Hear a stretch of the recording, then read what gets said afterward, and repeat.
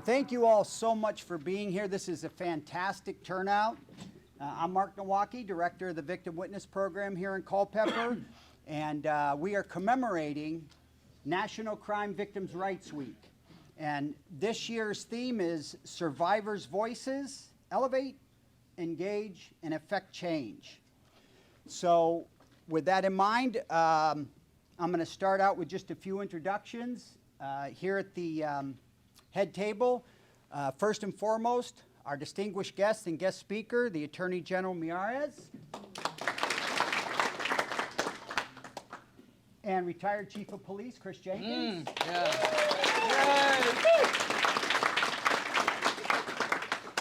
And we got Pastor Brad Hales. Make sure you give a really big applause for John Eggerston, County Administrator, because that's my boss.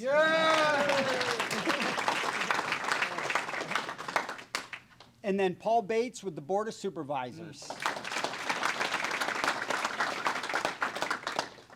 I also want to recognize my partner in crime at the Victim Witness Program, Macy, who has done so much work behind the scenes to make this all possible. So let's give Macy a round of applause.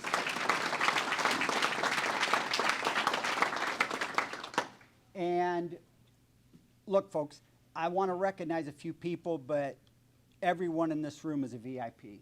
But if I forget anybody, please forgive me. I went by the RSVPs on the list, so I hope I don't leave anybody out. But I'll start with Mark Raborden with Congresswoman Spanberger's office. Is Mark here? There's Mark. Hey, Mark. And Delegate Nick Freitas. Yeah. And Nick's already forewarned me. He did us a favor, squeezed us in a very busy schedule, but he might need to cut out a little bit early, and I told him, please do what you need to do because he's got a very busy schedule today, and he told me that a long time ago. So, also got Carson Beard is here. There's Carson. And Missy White. Hey, Missy. And we've got Sandra Reeves is here, I believe. There's Sandra. And she is here with two friends that are with the NAACP. Thank you guys so much. Just met these gentlemen, but we appreciate you being here. And then, of course, we have to recognize law enforcement. Colonel Gary Settle, I know, squeezed us in a very, very busy schedule as well. Colonel Settle of State Police.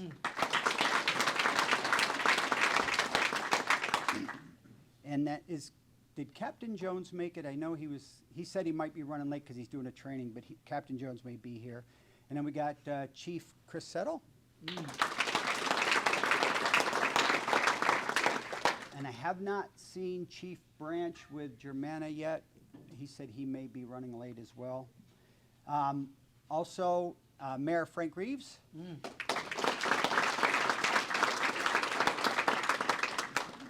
And then I know we've got our town manager, Chris Hively, and members of Culpeper Town Council.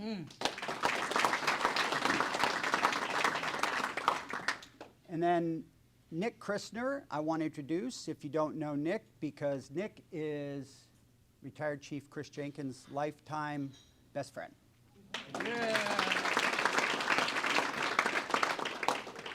And then a very good friend of mine who used to work with us here in Culpeper is now the Chief Deputy at the Governor's Office, Maggie Cleary. Where's Maggie?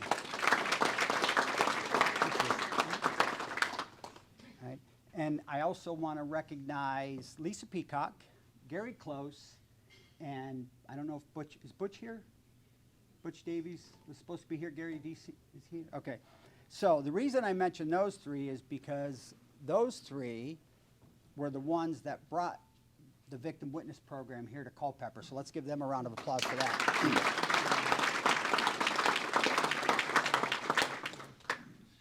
I do want to thank our local media. Allison Brophy Champion has been to pretty much every one of these events going back a lot of years.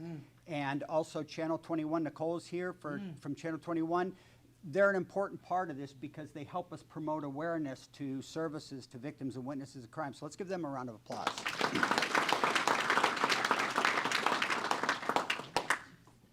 And some very distinguished guests, but before we get to that, my most important introduction, the most beautiful lady in this room, the smartest and the sharpest mind I've ever known, my daughter Brittany. Yeah.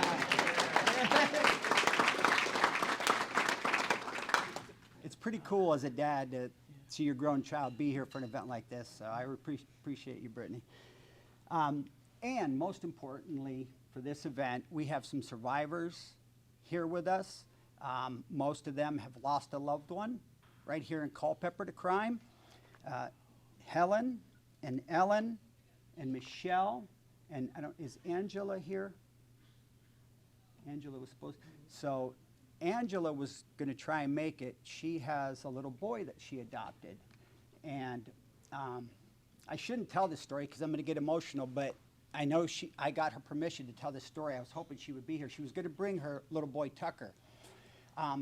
Tucker was punished by his mother and his mother's boyfriend by putting his hands in boiling water when he was 3 years old. So I tell you that because that's one of the many reasons we're here, as well as Helen and Ellen and Michelle, who have lost loved ones. So let's give them a round of applause. Tell them how much we appreciate them. All right, so I'm done with that part. So couple of things real quick, and then we'll get to the food. And then I'm so excited to have the Attorney General with us, who's going to give our special speech here after we finish eating. I'm going to ask a very close friend of mine and retired Army veteran, Pete Sabell, if you'd come forward and lead us all in the Pledge of Allegiance, please. I pledge allegiance to the flag of the United States of America and to the republic for which it stands, one nation, under God, indivisible, with liberty and justice for all. Good. Hi, everyone. So good morning or good afternoon. My name is Maggie Cleary. I'm currently serving as the Deputy Secretary of Public Safety for Governor Youngkin. But it's such a privilege to be with you all here this morning. I'm so excited to be here. I think this is probably my fifth one of these luncheons. But before I launch in and get to introduce the 48th Attorney General of the Commonwealth, I would really be remiss if I didn't say a big thank you to Mark Nowacki. So Mark was such an incredible mentor, friend, and advocate for me when I started in the CA's office as an intern back in 2016. And I know that so many people in this room can say exactly the same thing. He is just such an unbelievable light to this community. And we are so lucky to have had him do this work for the past 30 years. So if we could just take a moment and say thank you to Mark.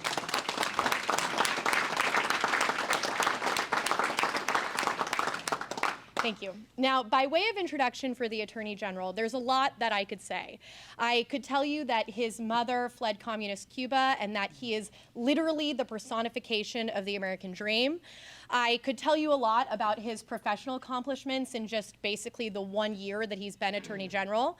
I could tell you how he's convened a special grand jury in Loudoun County and gotten answers for parents after a sexual assault occurred in the school system there. I could tell you how he's led an investigation of the Adrian Bennett Parole Board and how he's gotten answers for a lot of victims and survivors of crimes throughout the Commonwealth. Or I could tell you how he's negotiated settlements with big drug corporations who have been purposefully putting opioids in rural communities in Virginia. Or I could tell you how he pretty much single-handedly has turned the tide in the Commonwealth from being a victim-last, defendant-first state to being a victim-first, defendant-last state. But I've had the privilege and the opportunity to stand alongside the Attorney General across the Commonwealth. We've been everywhere from Vienna in Northern Virginia, we've been to Wise County in far Southwest, and we've been to his hometown in Virginia Beach. And what I've learned about him, and the three most important things that I want to tell you all today, are the following things. The first thing is that I've learned that the Attorney General is a man of faith. The second thing is that I've learned that there is nothing more important to him than his wife and his daughters and his family. And then the third thing, and I think that this is the most crucial quality that a leader can have, the Attorney General is a phenomenal listener. And I've seen him all across the Commonwealth sit and listen to law enforcement, to survivors, and to victims. and he hears what they say, and he puts that into practice in his job every single day.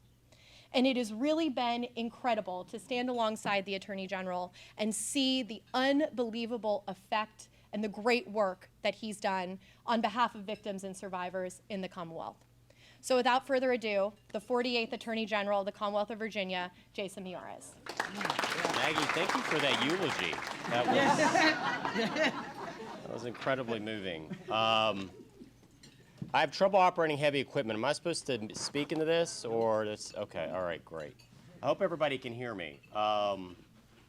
It is a real honor to be here. You know, when Mark invited me to come speak, he just, you know, he called me up and said, "Do you believe in free speech?" And I said, "Yes." And he said, "Congratulations, you're giving one."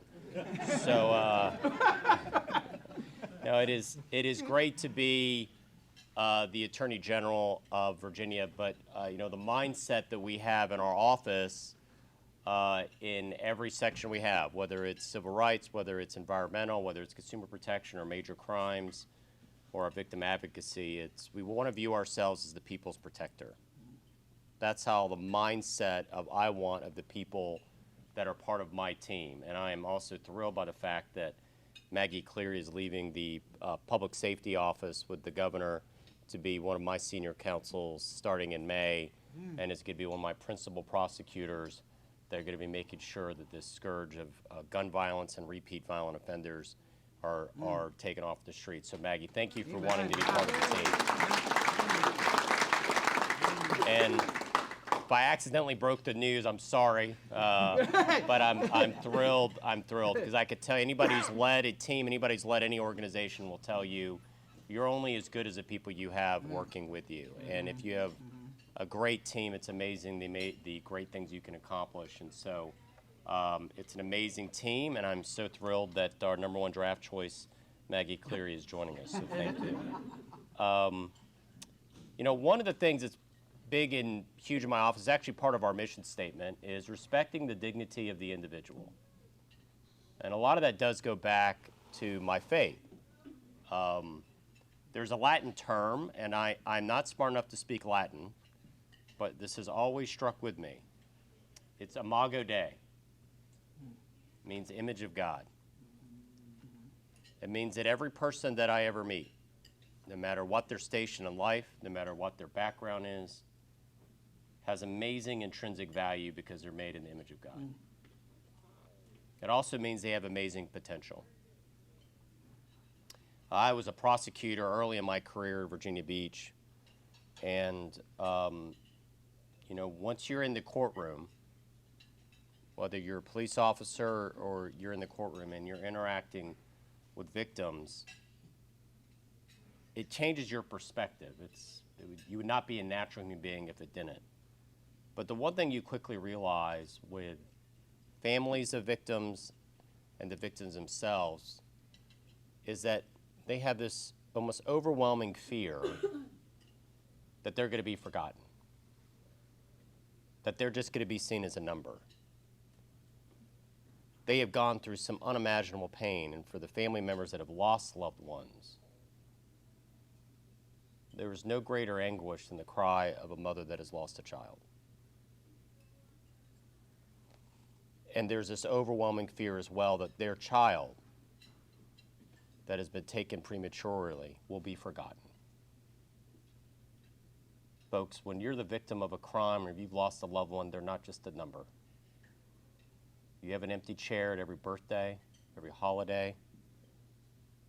Grief comes to you like a roller coaster. It'll sneak up on you. It could be a song on the radio or a commercial reminding you that it's Mother's Day coming up. And so when I talk about respecting the dignity of the individual, one of the passions that I have for everybody that works with me in my office is respecting the dignity of the victims, their pain, what they have gone through, and also understand the healing process that they go through. And the criminal justice system should always be part of that healing process.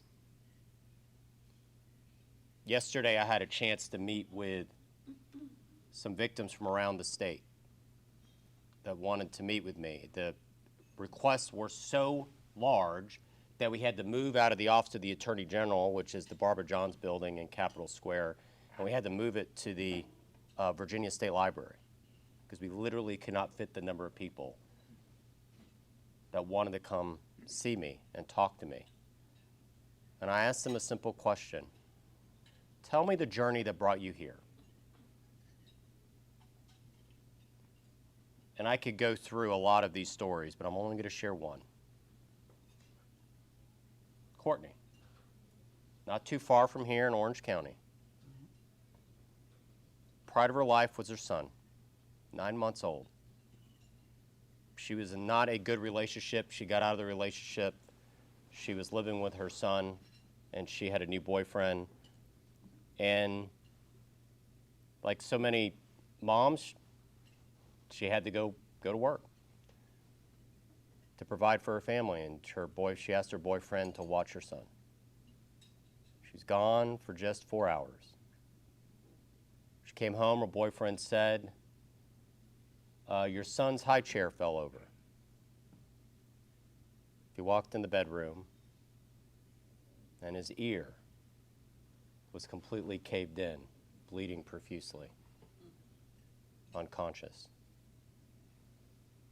She rushed him to the hospital, where he had been beaten over and over and over again. The only thing that kept him alive was the fact, believe it or not, that he was only 9 months old. They had said that if his skull had fully formed, he probably would have been caved in and the impact would have killed the child. All she wanted was justice. That's all she expected. Unfortunately, in her situation, the criminal justice system, the prosecutor, on loan from Fairfax, without consulting the mother, decided to cut a plea deal, reduced the charge, and this individual that beat this 9-month-old child census is going to get out in less than 9 months. That's not respecting the dignity of the individual. For Courtney to relive that horror to me in a room full of people, I told her she's one of the bravest women I've ever met. To be that voice. You have a lot of discussions, and we've had a lot of debates the last couple of years in our country about criminal justice reform. That's healthy. Everybody in government should look how we could do things better. But the one thing I've always emphasized, and I see my good friend Nick Freitas here, who served with me in the House of Delegates, the one thing we've both always been passionate about is you cannot talk about criminal justice reform if you never, ever mention the word victims. What about their dignity? What about equity for the victims? And so I've been passionate about being their voice because, candidly, oftentimes when we have these great debates in our country, our victims' voices are oftentimes ignored or diminished. And they become what they had never and always feared that they would become. Just another number. Just a statistic. My vow is that won't happen on my watch. For the victims, thank you for your bravery. Michelle, Helen, Ellen, Angela, I know some of them are not here. You're not just a number. You're real people that have suffered unimaginable pain. And my heart breaks for you. For my victim witness advocates, the people that work with them, thank you. I tell my daughters all the time, gratitude's the most underrated of all human traits. Ingratitude is perhaps the ugliest. Gratitude's the most underrated. Of such gratitude for the work that you do. Because literally you're working with those that in many ways they have seen utterly the face of hell. But by your compassion, by your love, by just being a shoulder to cry on, you've shown them a tiny glimpse of heaven. And I want to thank you for your tireless work. You're underpaid and too often underappreciated. That is an emotionally draining work. I was completely drained yesterday after my meetings, and that was one day. I can't imagine being in the space that you are as a victim advocate and working with victims, the emotional draining toll it has on you. And so on behalf of a grateful Commonwealth, thank you for everything you do. And for our police officers, those that wear the badge, thank you. I like to say it's the hardest job in America. I go to work in the morning, I just put on a coat and tie. You go to work in the morning, you have to put on a bulletproof vest. There's not a job like it in the country. Every day you're dealing with people on their worst days, even if it's just a traffic stop. Not that I've ever had any traffic stops, but thank you. You know, Ronald Reagan once said, there's those that say we live in an age where there are no heroes. They just don't know where to look. I would argue they can look here in this room. They can go to the police stations, sheriff's offices. We have such a misnomer in our society of who our heroes are. We think that if you can memorize a movie script, or if you have a name on the back of a jersey, or you can read something off a teleprompter, you're a celebrity. We're going to pay attention to every word you say or utter on social media. You literally have a new term in today's society, famous for being famous, right? Social media influencers. Famous for being famous. But those are not the backbone of who we are as a people. It's the quiet heroes. They get up every morning, they're not looking for recognition, they don't look for their name in lights. It's the young cop walking the beat at 2 a.m., administering Narcan to somebody for the third or fourth time. It's a single mom working 2 jobs, walking her son to the bus stop and just praying they'll get a decent education. It's a guy getting up at 5 a.m. in the morning to go work at Newport News Shipbuilding, putting in that shift to build the arsenal for democracy. All of those people are such incredibly noble souls. There's a lot of joys of being Attorney General, but I could tell you this. One of the great joys is being able to meet every day the goodness and decency of Virginians in every corner of this great Commonwealth, from every background. I get to meet new Americans that have come here fleeing oppression and horror, that understand and have such gratitude to be able to be at a naturalization ceremony and hand them just a $1 American flag. And it's like handing them a diamond. To meeting those school teachers that got through the pandemic and worked tirelessly with their students. To meet yesterday with the victim rights advocates, that sometimes, if there's not a shelter for a victim of domestic battery, they will pay for the hotel room out of their own pocket. You don't know their names. Most of you all will never meet them, but I have. And I could tell you, as cynical of an age as we live, and if you turn on the nightly news, if you turn on the cable news, you think everybody either has a red jersey or a blue jersey, and they rip each other apart. When you go and you actually meet Virginians and you meet these quiet heroes every day, anybody who doubts or say that America's on decline has not met actual Americans. And utterly remarkable, noble, decent people. So thank you again. Thank you for allowing me to be your Attorney General and be the people's protector. Thank you for the victims as you recognize and celebrate, not just who you are and the strength that you've shown, but also celebrate the life of your loved one. And may we never forget who they are, their dreams and their aspirations. Thank you to the victim witness advocates for being such incredible quiet heroes. Thank you for our police officers, our men and women that every day you deal with people on their worst day, for having our back. Ronald Reagan once made the notation that of all the countries in the world, the United States is the only country in which our national anthem actually ends with a question. Are we still the land of the free and the home of the brave? Folks, I know from crossing this Commonwealth, without a doubt, that answer is a yes. Thank you all. God bless you. Wow. So this is my 24th event commemorating National Crime Victims' Rights Week, and I don't want to offend anybody that spoke prior, but that was the best speech I've ever had. Right?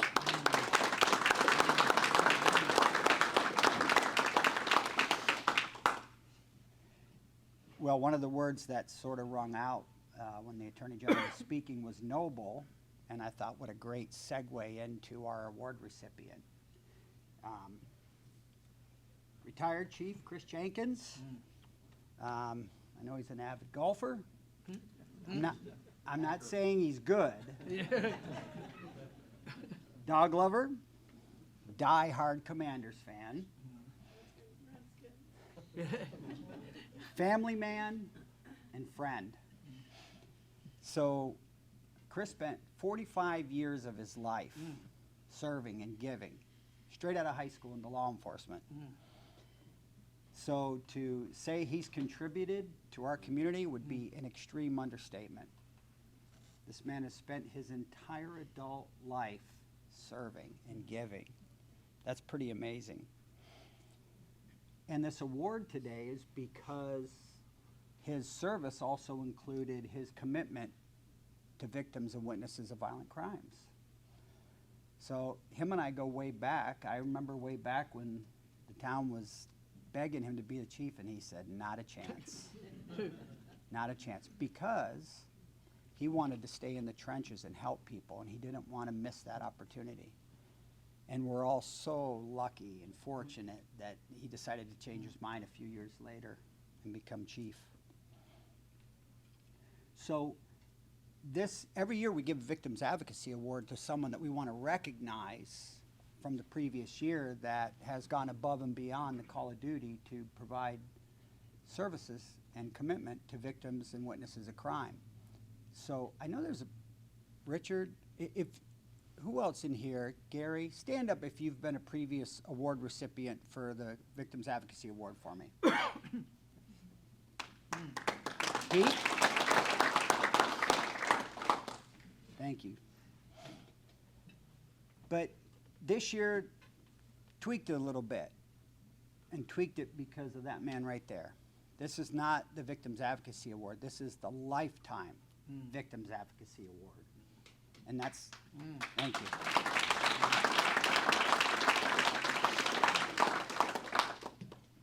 He epitomizes this year's theme of elevate, engage, and affect change.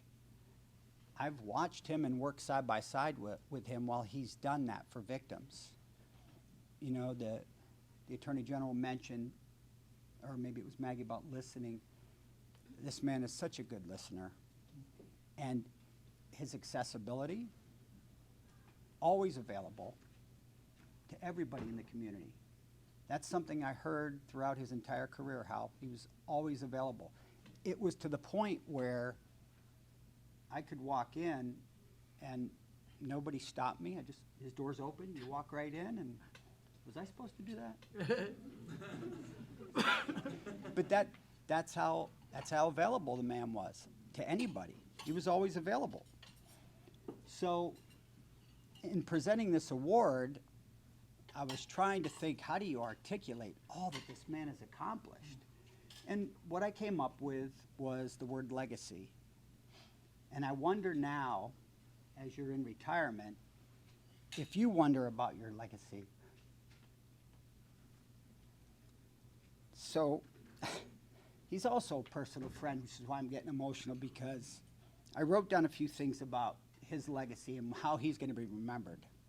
Honesty, integrity, kindness, generosity, trustworthiness. We used to ride around all the time and just go get a cup of coffee, and he always bought. Always. I tried, but he wouldn't let me. We'd go to lunch. He'd buy. He wouldn't let me. He'd fight me for it. Of course, he had a gun, so he always won. So, retired chief of police, lifetime commitment to serving others, but probably a friend to everybody in this room. I'm glad his family's here. to be a part of this because I know for Chris, faith, family, friends, community. Those are his priorities. So your legacy is certainly grounded here in this community, Chris, and in the hearts of everyone here, and so much more. But before I present this award, I would like to ask his lifetime friend, Nick, to come up and just say a couple of words, and then we'll present the award. Nick, come on up. First, I want to say thanks to the Attorney General.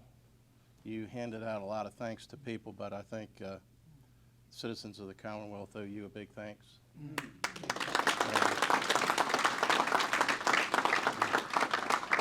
I'll simply say I've known Chris a long time. I had the pleasure of working with him a few years, and I can tell you that advocacy is about helping victims that are sometimes visible to all of us, but it's also about helping other people who need help that not everyone knows about. And I've seen him help countless people over the years with lots of different things. It didn't matter where they came from, what they looked like, what their situation was. Sometimes he seemed to know when people needed help and maybe they didn't even know they needed help themselves. So it's a lot of behind the scenes, extra legwork and effort. And as we know from the speakers today, it takes a community-wide effort sometimes. A lot of people to come together to help people.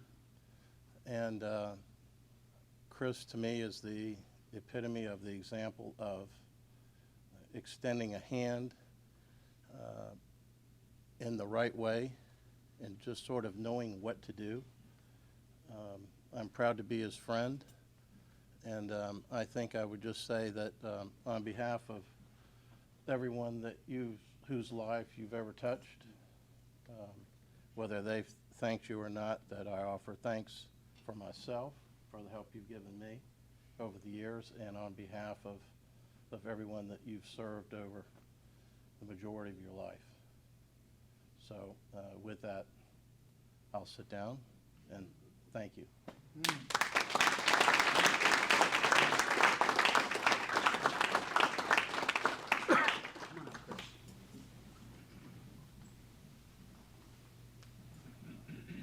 Brother Chris, Brother Mark.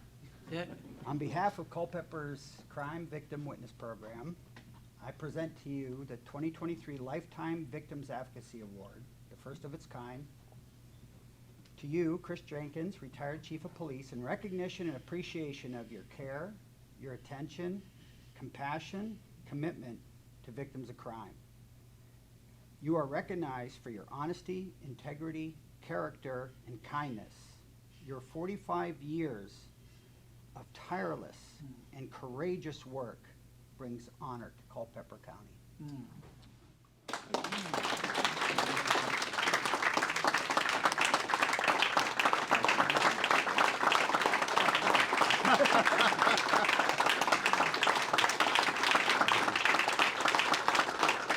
Thank you, brother.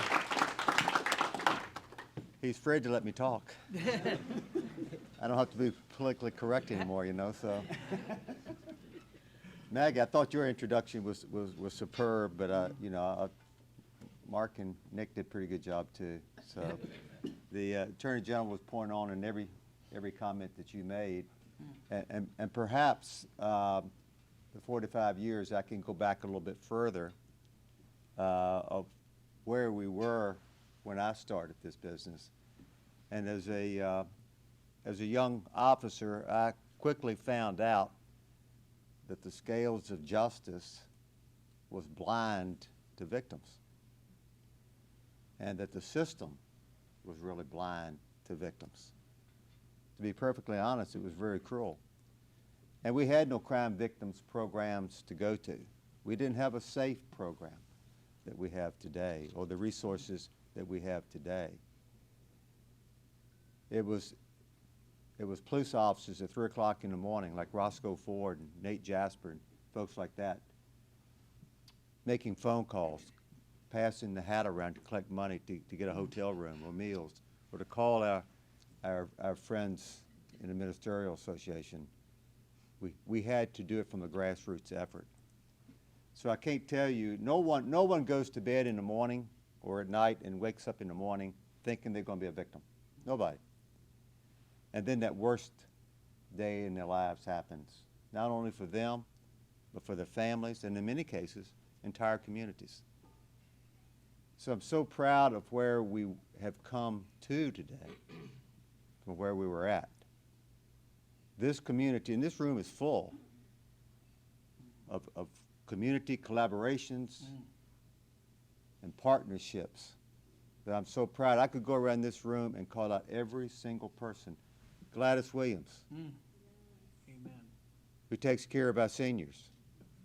So law enforcement today and our collaborative efforts, we work with our seniors and with the AG's office as well, because they're right there with us, teaching them how not to become victims. And we have a great partnership, and you do such an amazing work. Our safe partners, raise your hand, because Yeah. I'm telling you, Yeah.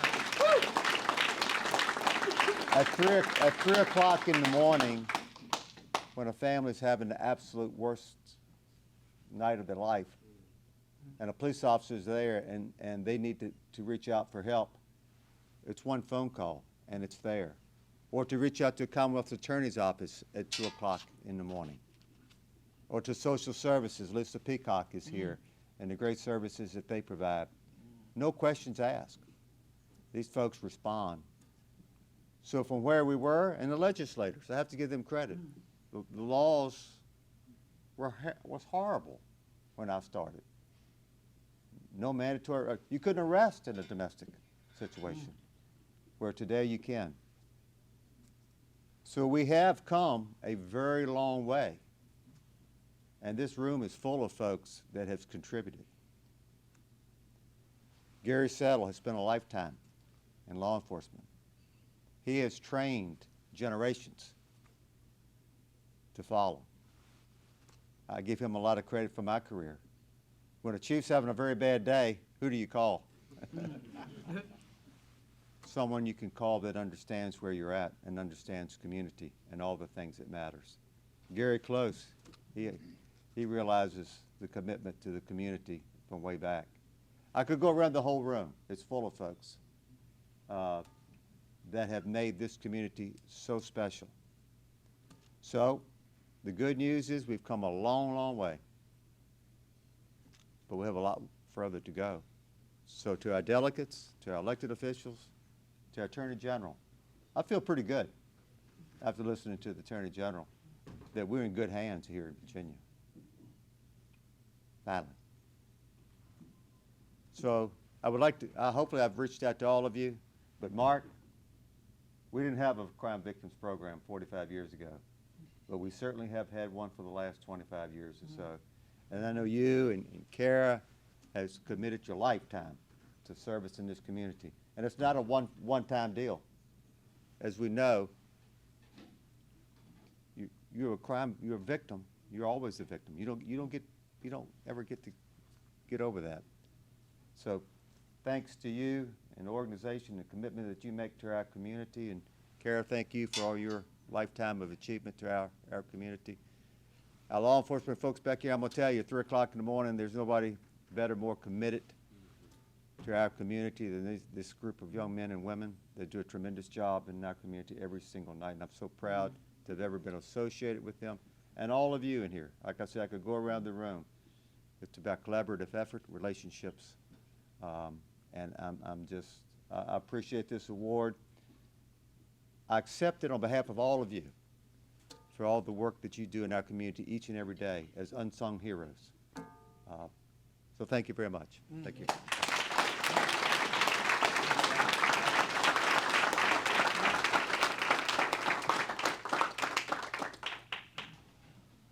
All right, sorry we're running a little bit over. I'm going to close this in about 60 seconds. Thank you, everyone, for taking time out of your busy schedules to be here with us. This is a great turnout, wonderful event, and like I said, Attorney General Miyares. That speech was just second to none. It was fantastic. You know what? And I'm going to piggyback off of Chief mentioning Gladys. There's so many saints in this room, but I don't know a more beautiful angel to this community than Gladys Williams.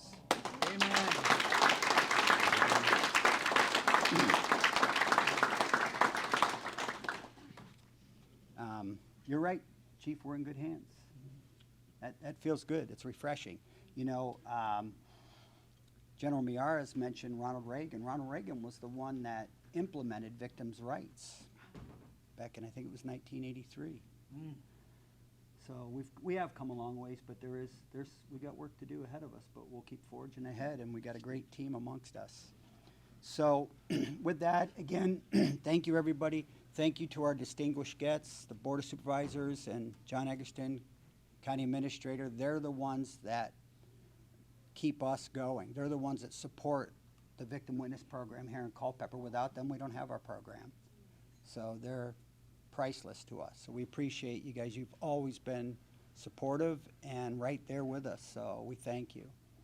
Pastor Brad, our faith community, they are so valuable. We turn to them all the time, and they're always available to us to help victims and witnesses, so we appreciate you all too. General, thank you so much. We appreciate you. Know your schedule's busy. He's actually got somewhere to be very shortly here, so I'm going to wrap this up. But Chief, congratulations. Thank you. It's an honor to be your friend, and I look forward to lots more drives around town and coffees. And you can buy now. Deal. So again, thank you, everybody. We appreciate you, and we'll see you in a year.